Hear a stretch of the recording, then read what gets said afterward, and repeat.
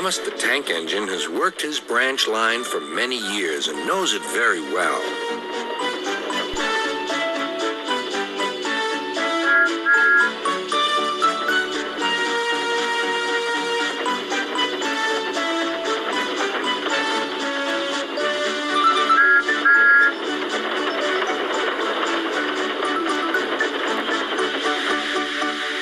You know just where to stop, Thomas, laughed his driver. You could almost manage it without me.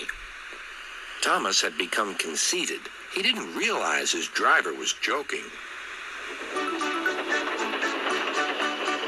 Later, he boasted to the others. Driver says I don't need him now. Don't be so daft, snorted Percy. I'd never go without my driver, said Toby earnestly. I'd be frightened. Puh, boasted Thomas. I'm not scared. You'd never dare. I would then. You'll see. The next morning, the firelighter came. Thomas drowsed comfortably as the warmth spread through his boiler. Percy and Toby were still asleep. Thomas suddenly remembered. Silly stick in the muds, he chuckled. I'll show them. Driver said I could manage without him. I'll just go out and then I'll stop and whoosh. That'll make them jump. Thomas thought he was being clever, but really he was only moving because a careless cleaner had meddled with his controls. He soon found his mistake.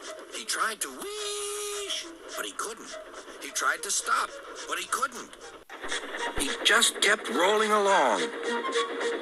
He didn't dare look at what was coming next. There was the station master's house. The station master was about to have breakfast. Horrors, cried Thomas, and shut his eyes. The house rocked, broken glass tinkled, plaster was everywhere. Thomas had collected a bush on his travels. He peered into the room through its leaves. He couldn't speak.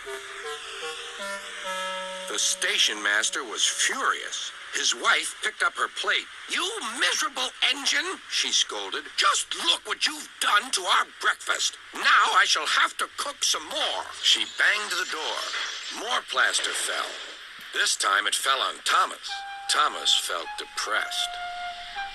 Workmen propped up the house with strong poles and laid rails through the garden. Then, the Scottish twin engines Donald and Douglas arrived.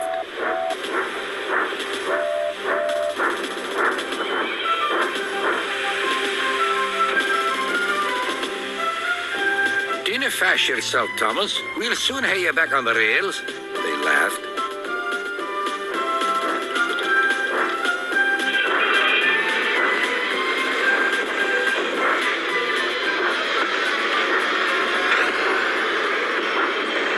Donald and Douglas, puffing hard, managed to haul Thomas back to safety. Bits of fencing, the bush, and a broken window frame festooned his front, which was badly twisted.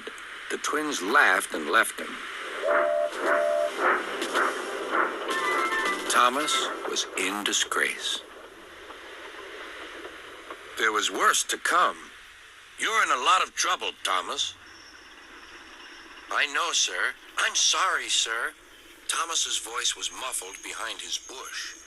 You must go to the works and have your front mended. It will be a long job. Yes, sir. Meanwhile, a diesel rail car will do your work. A diesel, sir? Thomas spluttered. Yes, Thomas. Diesels always stay in their sheds till they are wanted. Diesels never gallivant off to breakfast in station masters' houses.